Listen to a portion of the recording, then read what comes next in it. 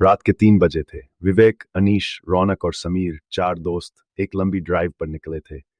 उन्हें पहाड़ों के बीच बसे उस छोटे से गांव में जाना था जहां रौनक के दादा रहते थे। रास्ता लंबा था, लेकिन दोस्तों का जोश और उत्साह चरम पर था। वे गाने सुन रहे थे, हंसी मजाक कर रहे थे और ठंडी हवा का आनंद ले रहे थे। जंगल के घने पेड़ों के बीच से गुजरते हुए रास्ता धीरे धीरे सुनसान और डरावना होता जा रहा था, लेकिन किसी ने ध्यान नहीं दिया। तभी अचानक रास्ते में एक पुराना साइन बोर्ड आया जिस पर लिखा था, आगे रास्ता खतरनाक और बंद है, रात में सफर न करें।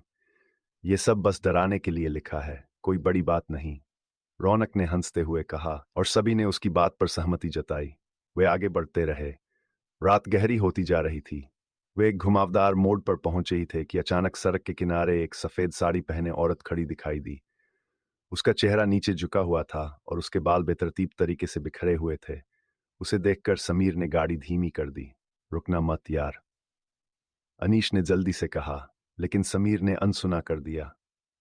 इतनी रात में अकेली क्यों खड़ी है?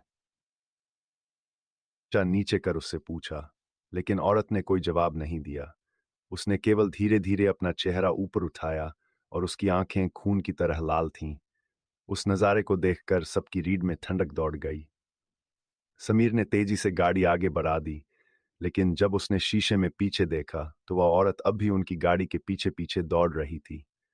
औरत की रफ्तार असामान्य रूप से तेज थी, जैसे कि वह इंसान नहीं कोई अदृश्य शक्ति हो। घबराहट में समीर ने गाड़ी की रफ्तार और तेज कर दी, लेकिन कुछ ही दूरी पर गाड़ी अचानक बंद हो गई। चारों ने गाड़ी को फिर से स्टार्ट करने की कोशिश की, लेकिन कुछ नहीं हुआ। चारों के दिलों की धड़कनें तेज हो गई। चारों दोस्तों ने एक दूसरे की ओर देखा और बिना कुछ कहे गाड़ी के अंदर ही दुबक गए। तभी किसी ने गाड़ी की खिड़की पर धीरे धीरे खटखटाने की आवाज सुनी। वे भय से जम गए। खिड़की से झांकते ही वही औरत खड़ी थी। उसका चेहरा भयानक हंसी के साथ विकसित था। उसकी आंखें चौड़ेपन के साथ चमक रही थीं और वह धीरे धीरे खिड़की पर अपनी उंगलियां घुमा रही थी। अनीश ने डरते हुए कहा, चलो यार, भाग चलो। गाड़ी का दरवाजा खोला और जंगल की ओर भागने लगे। गाड़ी के पास रुकना खतरे से खाली नहीं था। भागते हुए वे गहरी झाड़ियों के बीच जा पहुंचे, लेकिन जैसे ही वे रुके उन्हें चारों ओर से फुसफुसाहट सुनाई देने लगी, जैसे किसी ने उनका नाम पुकारा हो। विवेक, अनीश, समीर।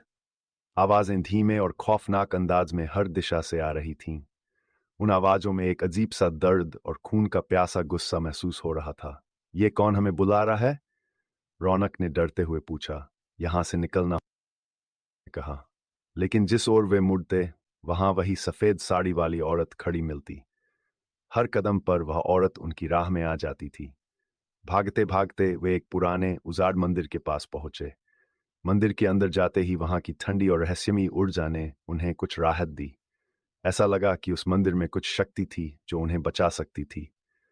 मंदिर की दीवारों पर कुछ मंत्र लिखे हुए थे और एक छोटी सी मूर्ति रखी हुई थी। तभी मंदिर के दरवाजे पर वही औरत खड़ी हो गई, लेकिन इस बार उसने मंदिर के अंदर नहीं आने दिया। दरवाजे के बाहर उसकी परछाई दिख रही थी, लेकिन वह खुद मंदिर के अंदर नहीं आ सकती थी। समीर ने कहा, शायद यह मंदिर हमें बचा सकता है। इस मूर्ति के सामने प्रार्थना करो। चारों ने हाथ जोड़कर उस मूर्ति के सामने बैठकर प्रार्थना की। उन्होंने आंखें बंद कर लीं और पूरी श्रद्धा से मदद की गुहार लगाई। जैसे ही सुबह की पहली किरण मंदिर के अंदर आई, बाहर खड़ी वह औरत एक भयानक चीख के साथ गायब हो गई। अवनी ने राहत की सांस ली।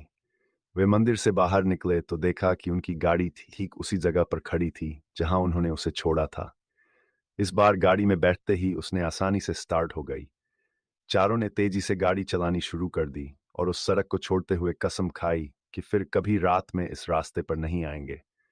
वो गांव पहुंच गए, लेकिन वे कभी नहीं भूल पाए उस सफर की खौफनाक रात और उस सफेद साड़ी वाली औरत की लाल आंखें जो अब भी उनकी यादों में जिंदा थीं। Subscribe to our channel for your weekly dose of horror, and don't forget to turn on notifications so you never miss an update. Share your thoughts in the comments and let us know which story scared you the most.